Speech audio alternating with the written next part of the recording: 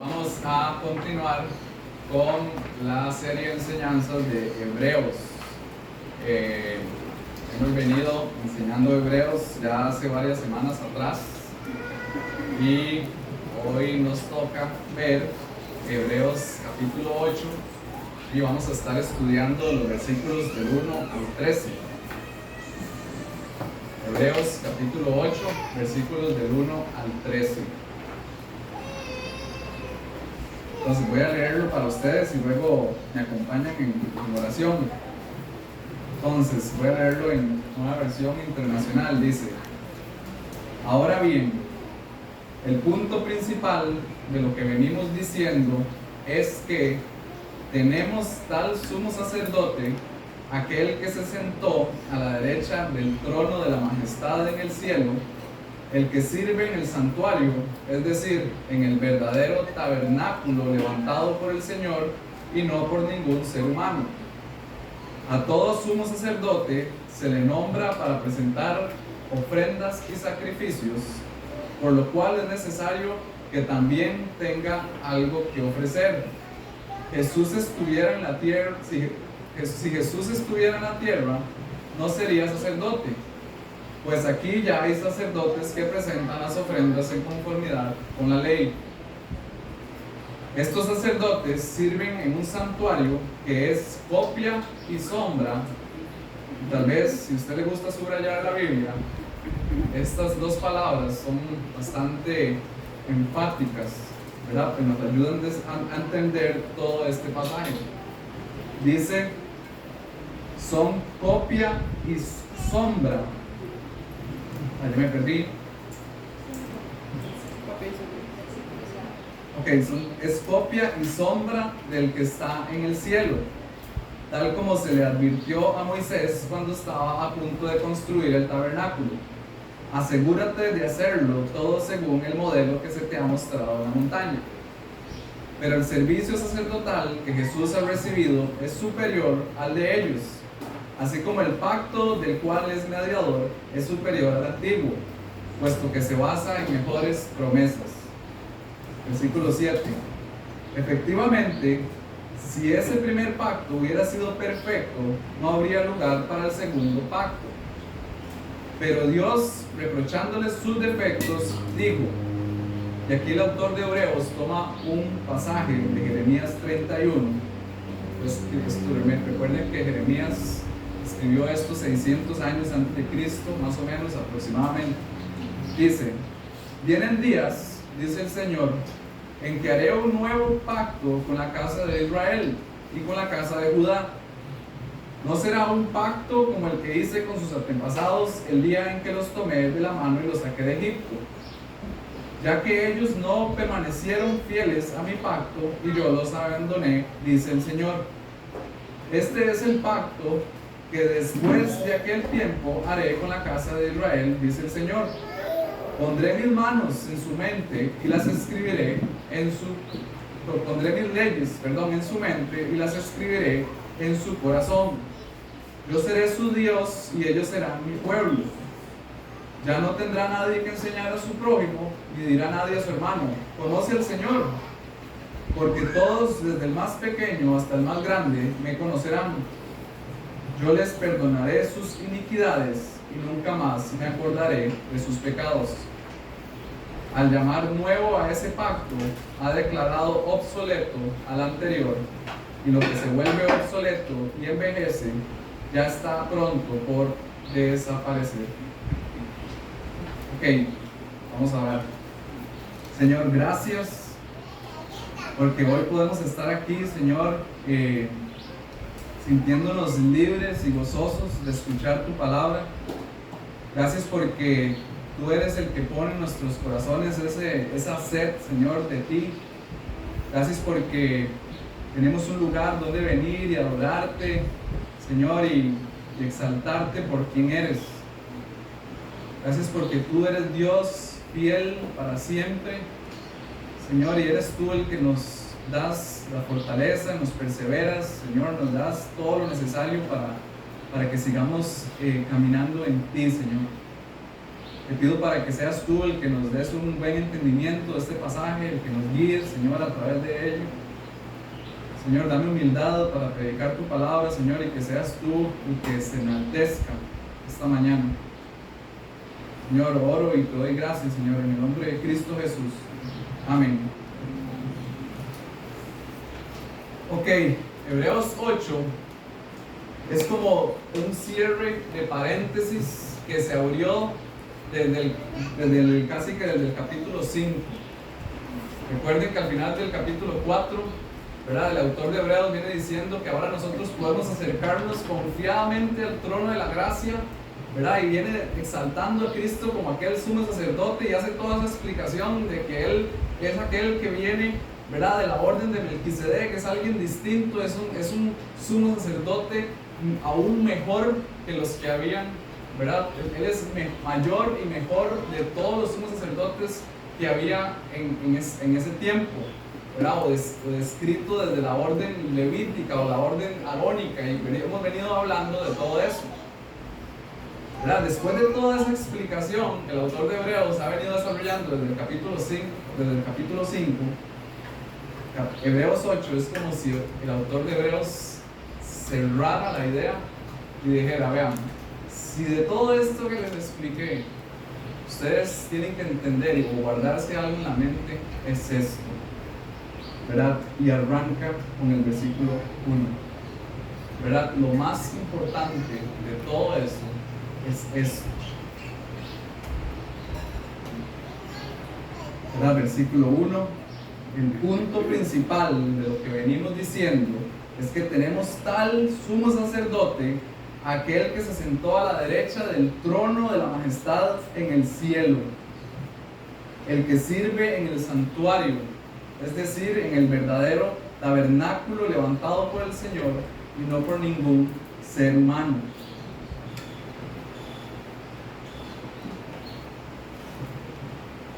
¿Verdad? El autor de Hebreos, desde el versículo 5, lo que viene haciendo es haciendo comparaciones, ¿verdad? Trayendo, es como un back and forward, ¿verdad? Viene mostrando todo lo que se hacía en el Antiguo Testamento y la comparación hacia eso que es mayor y mejor. Y la razón por la cual el autor de Hebreos hace esa comparación es porque aquellos sacerdotes levitas, ¿verdad?, y todo ese sacerdocio, todos esos sacrificios, todos esos, ¿verdad?, que estaban haciendo en el Antiguo Testamento, era un rol muy especial para Israel. Tenemos que tener mucho cuidado porque todo este entendimiento de todo este pasaje nos puede desarrollar en nuestro corazón algo como que bárbaro, ¿verdad? ¿Cómo no lo vieron? ¿Cómo no creyeron en eso? Porque, ¿verdad?, qué tontos. Pero es que acuérdense, como yo les había dicho anteriormente en otra enseñanza, todo este orden sacerdotal, todos esos sacrificios, todo eso era la raíz de ellos. Era algo que ellos venían haciendo por cientos de años. Eran sus tradiciones, sus ceremonias, sus festividades. Era el corazón del judaísmo. Cristo vino a ser eso que era mayor y mejor de todo eso que era sombra y copia.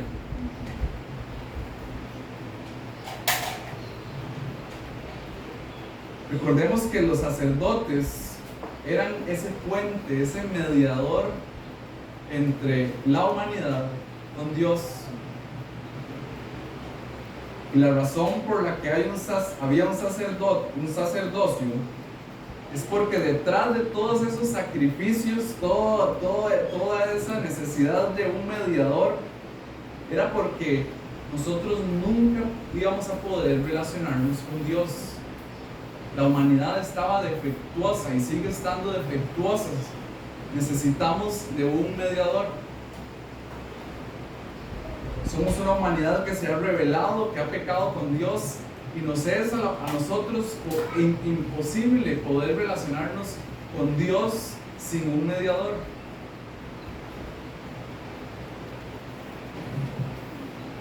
Los sacerdotes eran aquellos que tenían ese oficio de mediar ante Dios, ante una humanidad quebrantada por el pecado.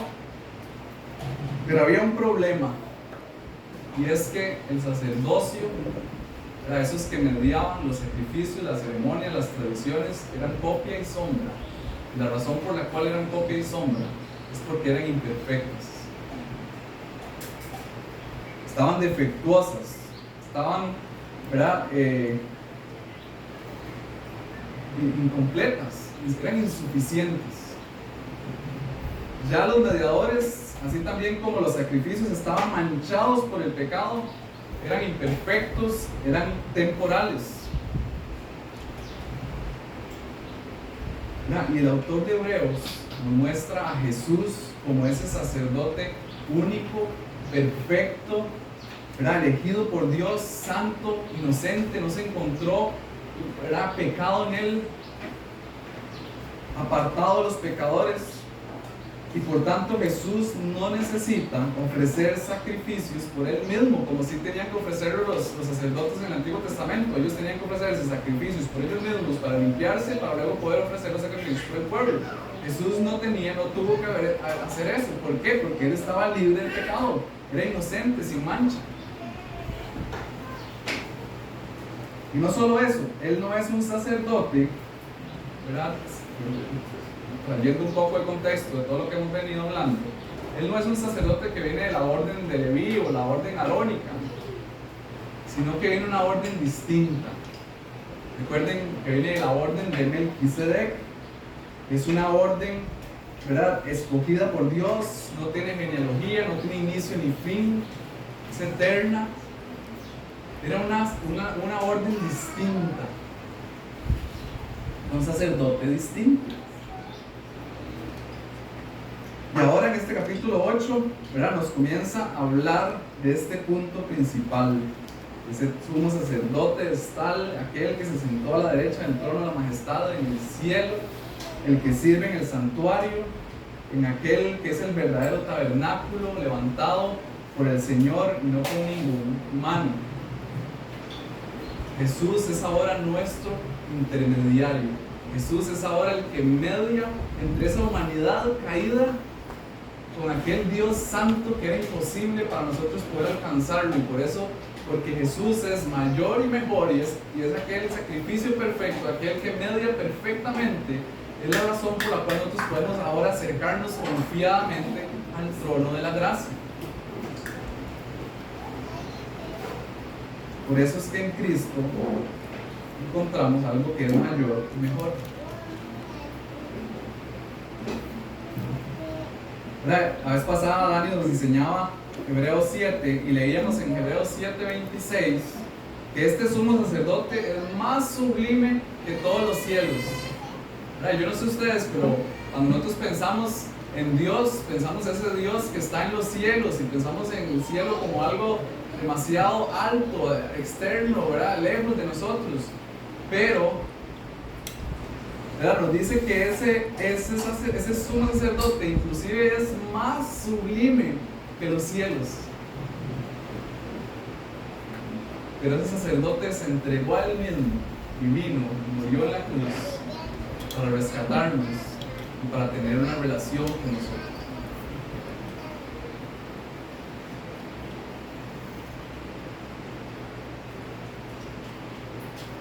Tenemos un sumo sacerdote que es más sublime que los cielos.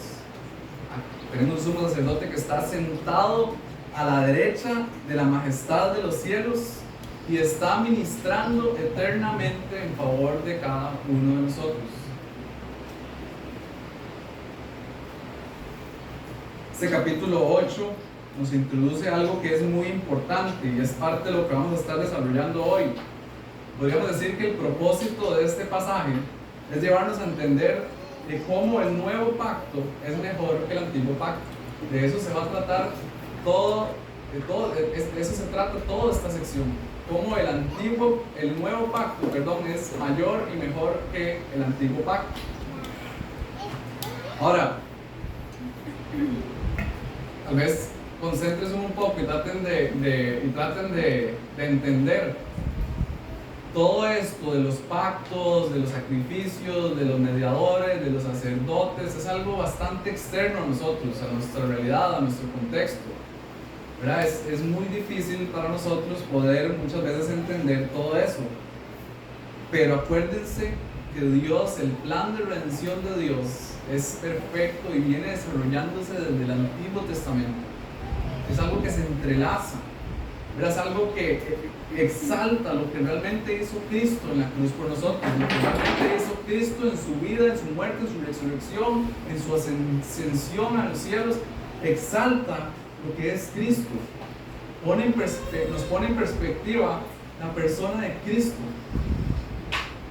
Y si nos pone esa perspectiva, podemos aún más confiar en Él, creerle a Él, vivirle, amarle, seguirle. Podemos realmente confiar en aquel que hizo todo eso por amor, por su poder, por sus cualidades, por quién era Él. Entonces hagamos un propósito por realmente entender. Ok, ahora para entender, cuando yo les hablo de que este nuevo pacto es mejor que el antiguo pacto, tenemos que primero entender qué es un pacto. ¿Qué es un pacto? Cuando yo estaba pensando en esto, estuve leyendo algunas cosas y tratando de entender cómo puedo explicarlo de la forma más fácil. Pero un pacto es como decir un contrato. Un contrato es aquello que se pone en un papel, ¿verdad? Todas las cosas que se deben cumplir por ambas partes, ¿verdad? Y se firma al final. Y ese pacto hay que cumplirlo. Es un contrato, es algo que hay que cumplir. Si usted no cumple, usted está en problemas. Y es algo legal, es algo escrito que hay que cumplir obligatoriamente cada una de las partes. Sin embargo, los pactos de Dios son algo similar, pero no iguales. ¿Por qué? Porque los pactos de Dios, los contratos de Dios, por decirlo así, siempre ha sido de Él con Él. Siempre ha sido Él mismo el que firma los contratos, los pactos. Nosotros no tenemos vela en el asunto.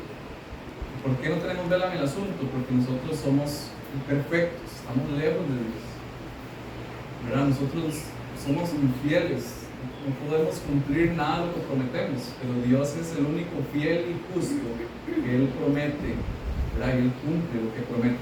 Acordémonos, ¿verdad? Cuando Dios estaba haciendo aquel pacto con Abraham, ¿verdad? Dios le dice, ¿verdad? Voy a hacer todo esto, ¿verdad? Con su descendencia, ¿verdad? Y Dios firma ese pacto, ese contrato. Y recuerde que en la forma en que se hacía eso era que se partía un animal en dos, había sangre derramada, y los que estaban, ¿verdad? Firmando ese contrato o firmando ese pacto tenían que pasar por en medio de ese animal.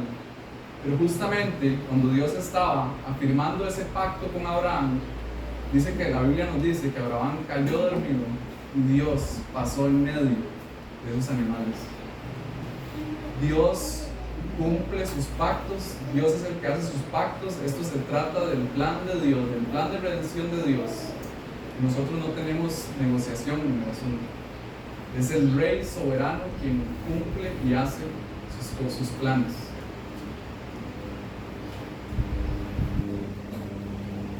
Ahora, volviendo a Hebreos, cuando en Hebreos se está hablando de estos pactos, está hablando de pactos de redención, de rescate, de salvación, de perdón. Esto está hablando Hebreos. Hebreos no está hablando de que ¿verdad? Hebreos no está descalificando, por decirlo así, la ley moral de Dios, ¿verdad? Cuando está hablando de que son mejores promesas, no está diciendo que lo que Dios había dado en el Antiguo Testamento, la ley de Dios, moral de Dios, ya había cambiado y ahora es otra ley moral mayor y mejor. Eso sería un mal entendimiento de este pasaje. Nunca Hebreos está hablando de eso. Todos los pactos, está hablando de pactos de redención, nunca de la ley moral. Inclusive, si recordamos, ¿verdad? Jesús, los apóstoles, Pablo, siempre hacían referencia igual a las leyes de Dios. La ley de Dios está vigente hoy aún, no ha cambiado, es la misma. La ley moral de Dios es la misma, es vigente hoy. Pero lo que es nuevo y está haciendo este cambio ahora en Hebreos, está trayendo esa convicción, nos está explicando cuál es ese nuevo cambio. Está hablando de un pacto de redención. Y menciono esto porque hay quienes quieren utilizar este pasaje para desacreditar la ley moral de Dios, como diciendo, ya eso no aplica, ya eso es distinto, ahora es diferente. No, es la misma, solo que el plan de Dios, el plan de redención de Dios ahora es mayor y mejor. Podemos verlo con más claridad en la persona de Cristo.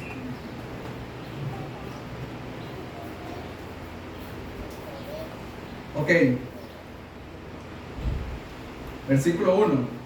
Tenemos tal sumo sacerdote, aquel que se sentó a la derecha del trono de la majestad en el cielo. Y cuando leemos ese pasaje, no sé ustedes, pero a mí me hizo eco, ¿verdad?, en la mente, el pasaje de Hechos, capítulo 7, cuando estaban apedreando, cuando iban a apedrear a Esteban, ¿se acuerdan? Aquel primer mártir de la iglesia, ¿verdad? Él estaba en un debate, por decirlo así, con los fariseos, los escribas y todo, y ellos empezaron a agarrarla contra Esteban por creer en Cristo, ¿verdad? Básicamente, y empezaron a tirarle piedras y lo estaban matando, y en medio de todo eso dice que Esteban vio los cielos, ¿verdad? Y lo vemos en el versículo 55, dice, pero Esteban, lleno del Espíritu Santo, fijó la mirada en el cielo y vio la gloria de Dios y a Jesús de pie a la derecha de Dios.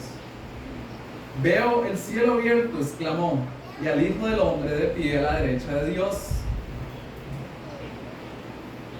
Ese que Esteban vio es el sacerdote que nosotros tenemos hoy. Es el que está a la diestra del Padre. Ahora, algo interesante aquí es que Hebreos 8 nos presenta a Cristo como ese gran sumo sacerdote que está sentado en el trono.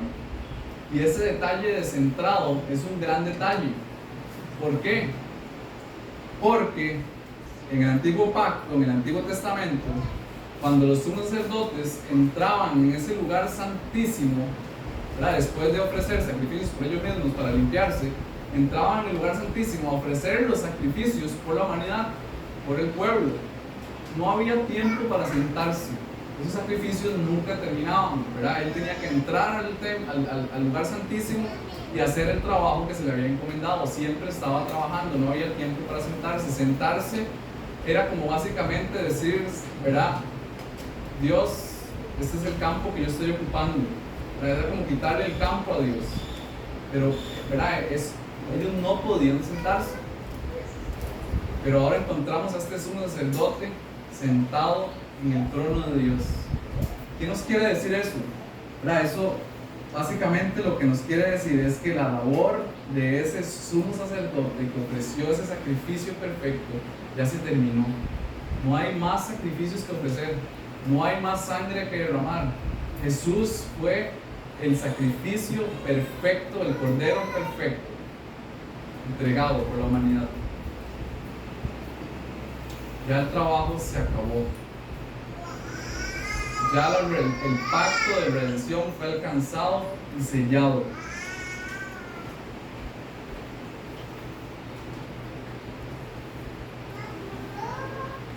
Pero, algo curioso, y tal vez si lo notaron, en Hechos, ¿verdad?, nos dice que Esteban vio a Jesús a la derecha del Padre, pero dice que lo vio de pie. ¿Verdad? No sé si lo notaron, pero es que Hebreos, la perspectiva de Hebreos que nos está dando es desde esa redención, de ese plan de perdón, de salvación. Ya eso está acabado, ya eso se selló, ya que Jesús alcanzó lo que tenía que alcanzar, ya no hay nada más que hacer. Jesús fue suficiente, es suficiente. Pero la perspectiva de Hechos lo que nos está dando es aquel Esteban, ¿verdad?, clamando a Jesús por lo que él estaba pasando, y Jesús toma un rol de acción en ese pasaje. Él es nuestro ayudador. Él no está en ese rol de redentor en ese pasaje, sino está en un rol de ayudador.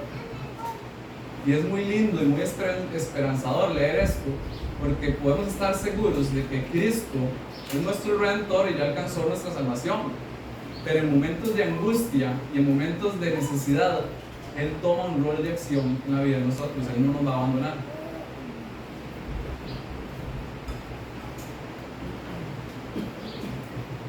Podemos verdaderamente confiar en la obra de Cristo.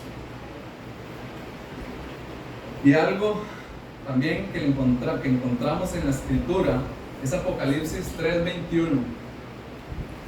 Dice: al que salga vencedor, le daré el derecho de sentarse conmigo en mi trono, como también yo vencí y me senté con mi Padre en su trono. Pero la Biblia nos dice que un día todos nosotros que hemos creído en Cristo y que vamos a estar en el cielo por toda la eternidad, Él nos da la oportunidad de sentarnos en el trono de Dios a la diestra del Padre. ¡Wow! ¿Verdad? Esto es algo maravilloso y debería darle al creyente gozo, confianza en el Señor, pero un gran gozo de que un día vamos a estar con Él en el trono de la gracia, confiadamente acercándonos y sentados a la derecha del Padre. Usted puede tener esa seguridad porque ya la obra de redención ya se llevó a cabo y ahora está a su favor.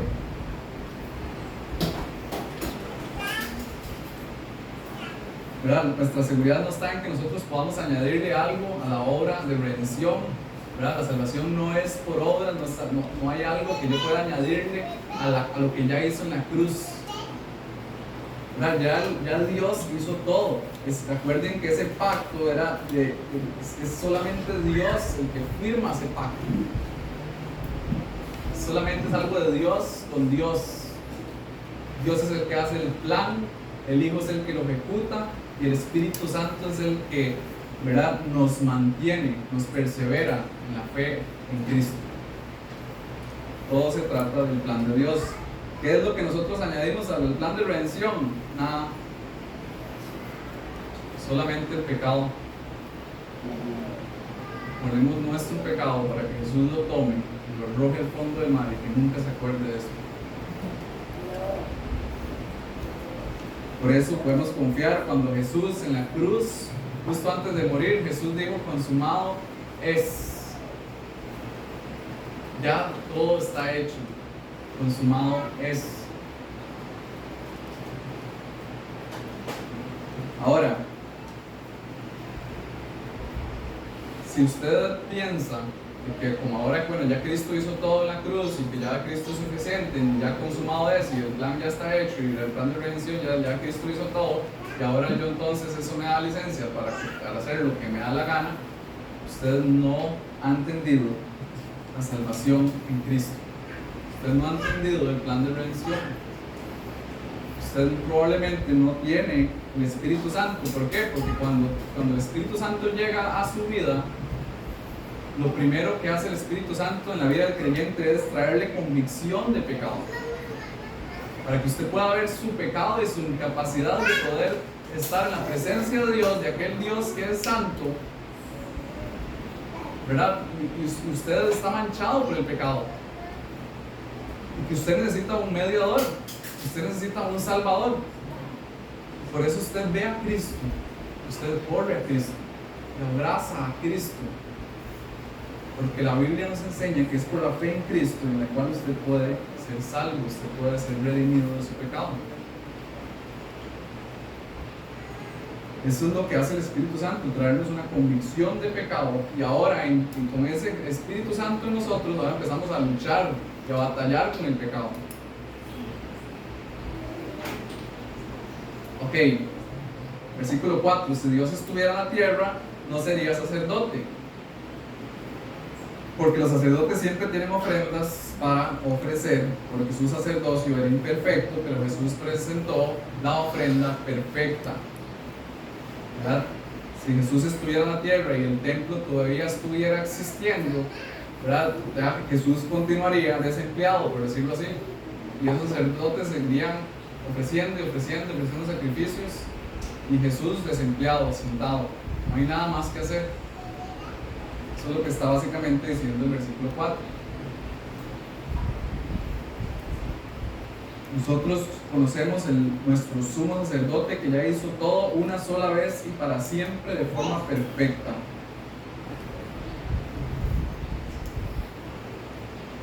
La Biblia, ¿verdad?, no enseña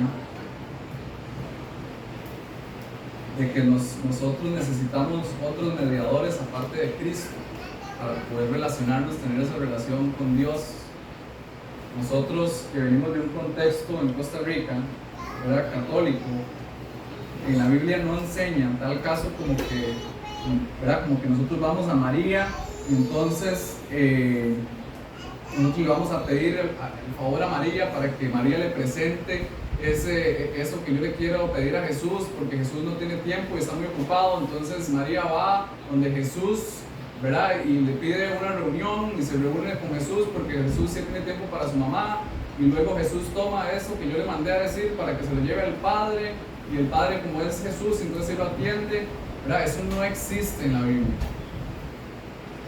Nosotros tenemos ese mediador perfecto que es Cristo, que Él nos escucha y Él lleva nuestras peticiones, el Padre.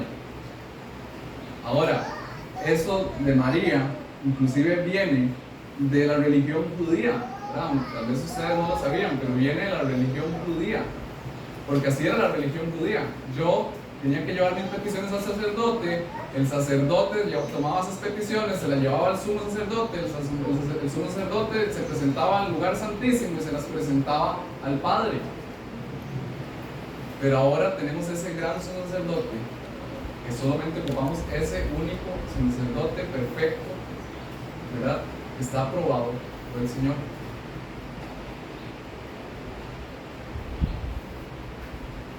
El tabernáculo, los sacrificios, el santuario, las ofrendas, todo eso eran copias y sombra del santuario celestial.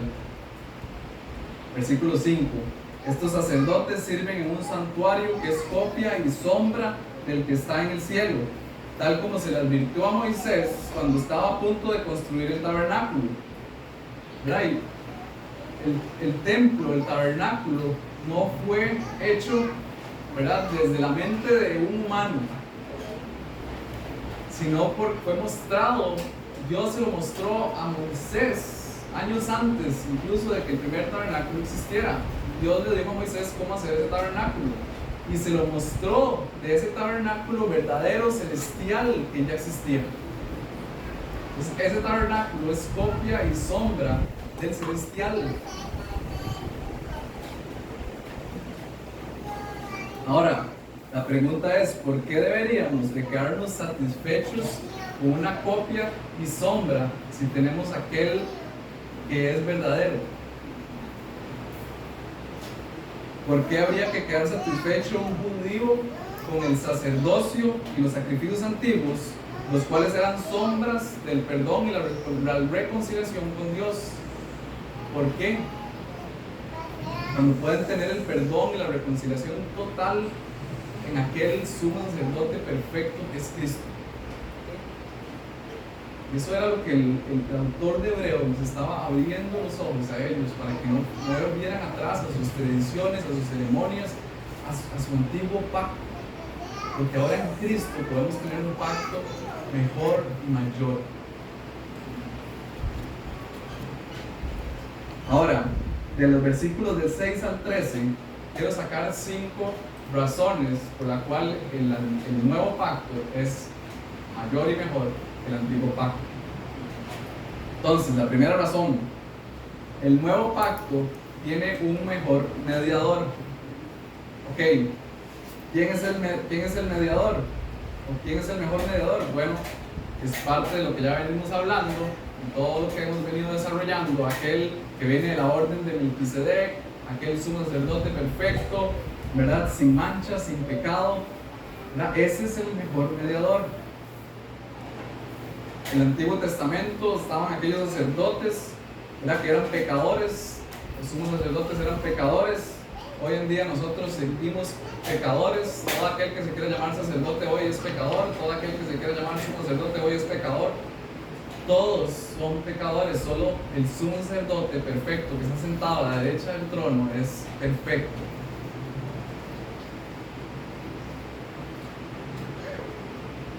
Ok, ahora, importante, un mediador es aquel que media entre las dos partes. En el Antiguo Testamento teníamos aquellos sacerdotes, aquel sumo sacerdote que mediaba, ¿verdad? Era el representante de aquella humanidad caída con Dios. Pero ¿verdad? En el Antiguo Testamento no había quien era el representante de Dios a los hombres. Pero en Cristo nosotros tenemos ese mediador perfecto que media entre las dos partes de forma perfecta. ¿Por qué? Porque Cristo es 100% hombre y 100% Dios. Él puede mediar, ser el representante de los hombres a Dios y ser el representante de Dios a la humanidad. En Cristo nosotros tenemos un mejor y mayor mediador.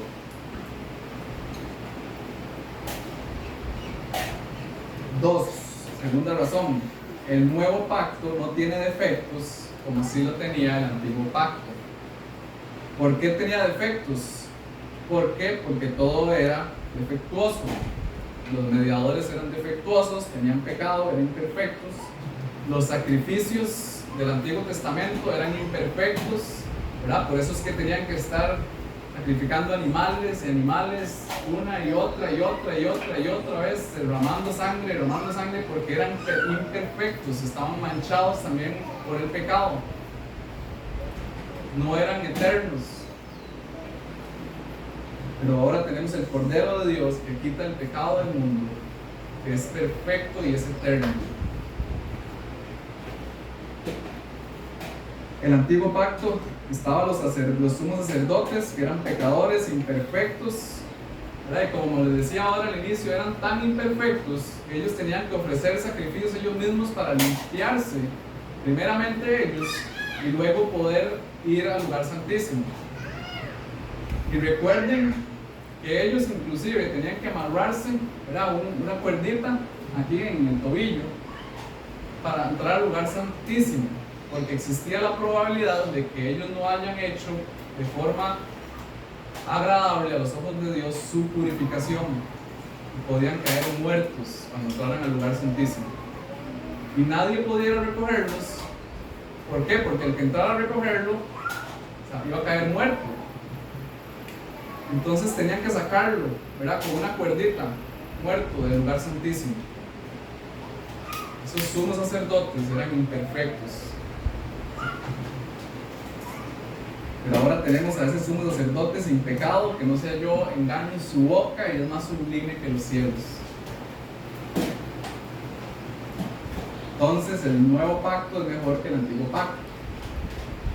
Tercera razón, el nuevo pacto es interno, ya no es externo, ¿verdad? El nuevo pacto ya no está cargado de toda esa religiosidad, de todo eso tan sacramental, ¿verdad? Aunque nosotros todavía tenemos sacramentos, ¿verdad? No son poquitos, no son tantos como aquellos, ese montón de sacramentos, leyes, ceremonias, ¿verdad? Era algo externo en el Antiguo Testamento. Ese montón de cosas que había que cumplir era algo como de aquí para afuera. Pero en el nuevo pacto ahora es algo interno. Vean lo que dice el versículo 10. Este es el pacto que después de aquel tiempo haré con la casa de Israel, dice el Señor. Pondré mis leyes en su mente y las escribiré en su corazón. Yo seré su Dios y ellos serán mi pueblo. ¿Quién pone las leyes en nuestra mente y las escribe en nuestro corazón? El Espíritu Santo. Acuérdense que en el Antiguo Testamento el Espíritu Santo, ¿verdad? Estaba con el pueblo, pero no estaba en el pueblo, por decirlo así. Estaba con las personas, pero no estaba en las personas. El Espíritu Santo iba y venía, se movía, ¿verdad? Entre todo, pero él no estaba en las personas. Pero ahora en el nuevo pacto, la Biblia nos enseña que el Espíritu Santo ha hecho una morada en nosotros. Y que ahora el tabernáculo no es algo de eso externo, sino ahora Él hace tabernáculo en nuestro corazón. Es algo real que existe en el corazón de cada creyente. Él nos ayuda, es nuestro consolador, Él nos persevera y nos ayuda a vivir la vida espiritual.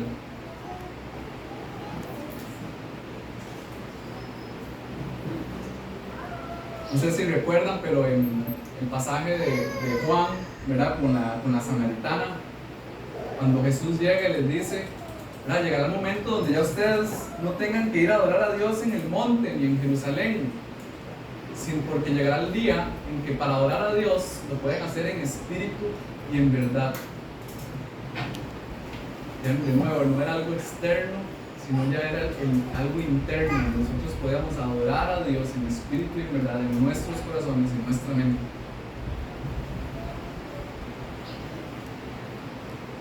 El nuevo pacto es mejor que el antiguo pacto. Ok, cuarta razón, el nuevo pacto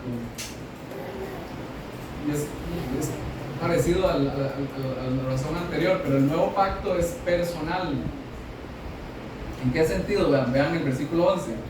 Ya no tendrá nadie que enseñar a su prójimo, ni dirá nadie a su hermano, conoce al Señor, porque todos, desde el más pequeño hasta el más grande, me conocerán. El creyente ahora en Cristo y con el Espíritu Santo en él, tiene la capacidad de poder relacionarse personalmente con Dios.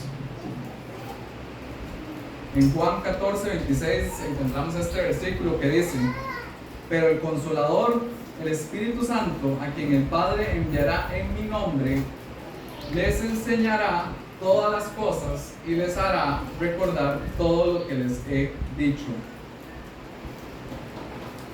O sea, nuestra relación con Dios no es a través de ningún hombre, es a través del Espíritu Santo, quien el Padre enviará y Él les enseñará todas las cosas y les recordará todo.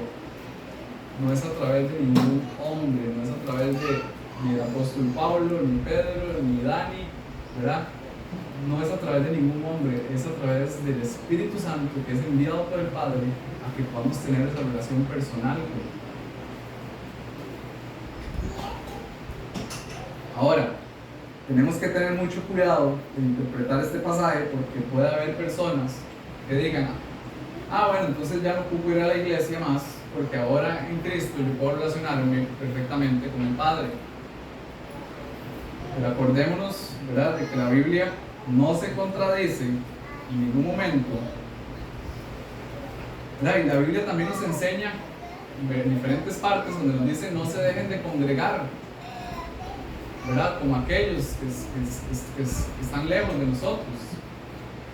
No se dejen de congregar. También la Biblia nos enseña de que Dios, para la edificación de la iglesia, ha dado pastores, maestros, ancianos, ¿verdad? Entonces, si usted entiende que este pasaje lo que le está diciendo a usted es que usted no necesita de la iglesia y que usted puede tener una relación con Cristo fuera de la iglesia, yo creo que hay algo que usted no está entendiendo bien.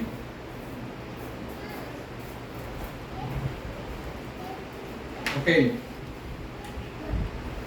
Quinta razón, en el nuevo pacto hay un perdón total. Versículo 12: yo les perdonaré sus iniquidades y nunca más me acordaré de sus pecados. Acuérdense que en el antiguo pacto la sangre de los corderos cubría los pecados, pero era de forma temporal. Los cubría por un año, el siguiente año había que volver a hacer, ¿verdad?, el sumo sacerdote entraba al lugar santísimo, ofrecía sacrificio, los volvía a cubrir. Todo eso los cubría, pero no los perdonaba de forma completa, sino hasta que la obra de Cristo fuera completada en la cruz.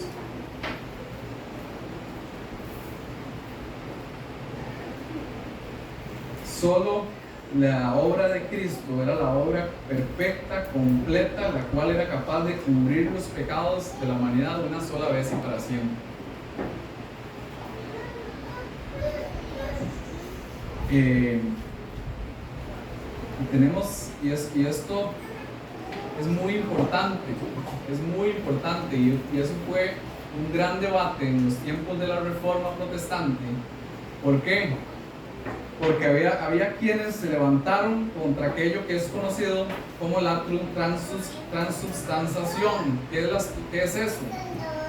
Es que hay religiones en que creen que el pan y el vino en el cual se ofrece toma la forma de Cristo, el cuerpo de Cristo y la sangre de Cristo verdaderamente, y ofrecen la cena del Señor como un sacrificio, ¿verdad? Entonces muchos reformadores se levantaron contra eso. ¿Por qué? Porque atenta contra esta verdad de que Cristo ofreció ya un solo sacrificio una sola vez, perfecto y para siempre. No hay más sacrificios que hacer. Cuando la Biblia habla de la cena del Señor, lo habla como algo que trae a nosotros esa memoria de lo que Cristo hizo en la cruz. Es algo para recordar a los creyentes lo que Cristo hizo en la cruz. Pero el pan y el vino nunca pueden convertirse en la sangre y el cuerpo de Cristo, porque si no estaríamos ofreciendo sacrificios todos los domingos, una y otra vez estaremos volviendo al antiguo pacto.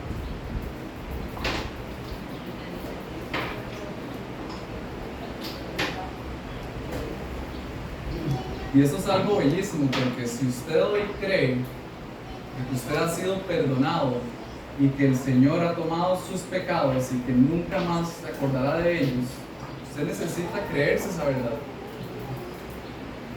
Eso trae descanso a la vida de los creyentes, ¿verdad? De que si usted hoy se muere, ¿verdad? Usted ya hoy es salvo. El Señor lo perdonó por la obra de Cristo en la cruz. Usted no debería tener temor de qué va a pasar mañana. ¿Qué pasa si yo me muero mañana? Usted debería tener la seguridad de que usted se va a ir con el Señor, sentarse en la derecha del trono con Cristo, porque usted tiene a ese mediador perfecto, ese sumo sacerdote perfecto que ofreció el sacrificio perfecto por usted.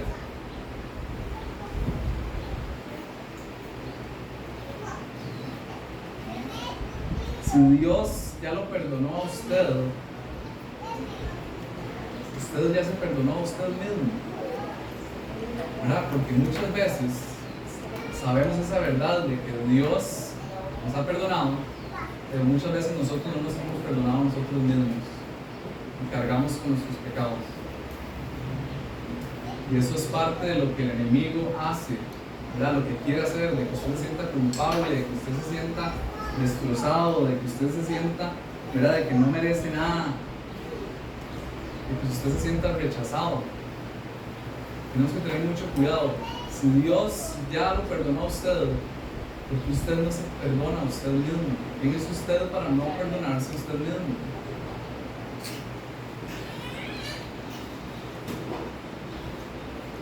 Romanos 8:1 dice: ninguna condenación hay para los que estamos en Cristo Jesús. Ya el plan de redención fue sellado, fue perfecto, la garantía del Espíritu Santo se encuentra en los creyentes y ahora usted es propiedad de Dios, usted es un hijo de Dios. Ok, versículo 13, con esto termino. Al llamar nuevo a ese pacto, ha declarado obsoleto al anterior. A lo que se vuelve obsoleto y envejece, ya está por desaparecer. Ok. En el contexto de ellos, de nuevo, era muy importante los pactos, era muy importante el antiguo pacto, era muy importante el sacerdocio, ¿verdad?, los sacrificios, como yo les decía, Yom Kippur, la Pascua, todo eso era muy importante para los judíos. Pero ahora dice que todo eso es obsoleto. Ahora, que sea obsoleto no significa que de todo eso no tenía importancia. Nosotros hoy no podríamos llegar y ver con desprecio todo eso, porque acuérdense que todo eso era dado por Dios, pero era sombra y copia de lo verdadero.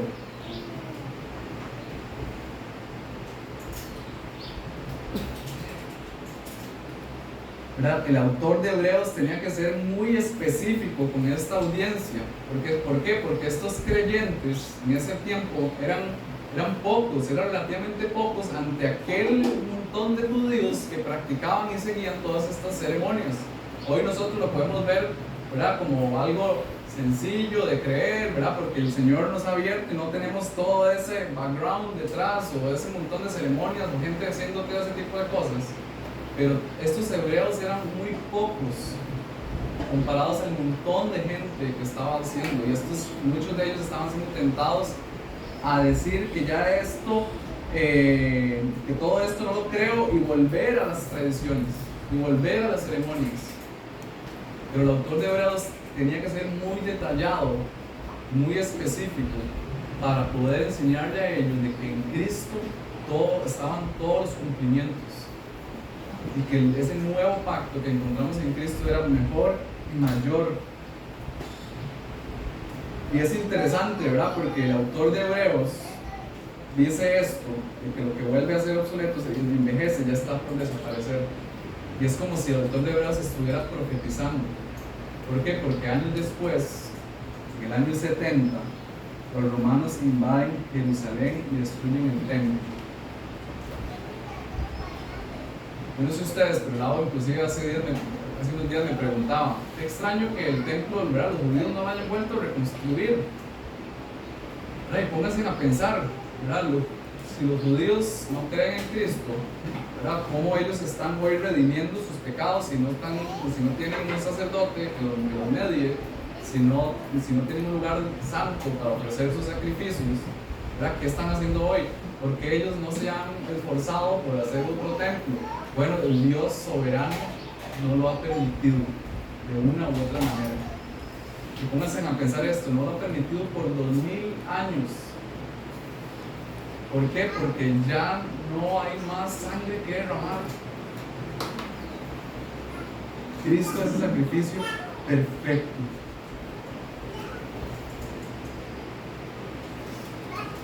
Cuando Jesús estaba ofreciendo la cena del Señor, acuérdense que Jesús toma el pan y el vino y empieza a celebrar la Pascua, ¿verdad?, con aquel cordero seguramente riquísimo en la mesa, ¿verdad? Pero acuérdense que la Pascua era la celebración de aquel pacto que Dios había hecho con su pueblo, con Israel, y que lo sacó de la esclavitud de Egipto. Pero ahora Cristo está celebrando ese nuevo pacto. Y Él dice, esta es la sangre, ¿verdad?, este es el vino y este pan, ¿verdad?, en favor de ustedes. Este es mi cuerpo, esta es mi sangre en favor de ustedes. Y empieza a hablar de ese nuevo pacto.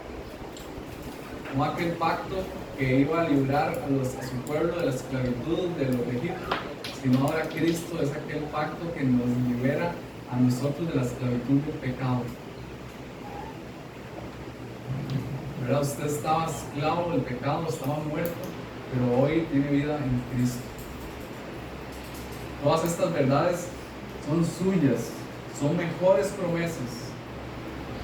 Abrácelas y vívalas, ¿verdad? Como el autor de Hebreos quiso mostrarnos de que Cristo es mejor que todas las cosas.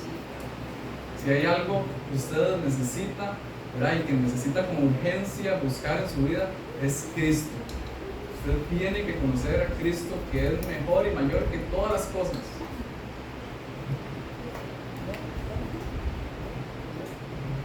Ok, amén. ¿Preguntas? ¿Comentarios?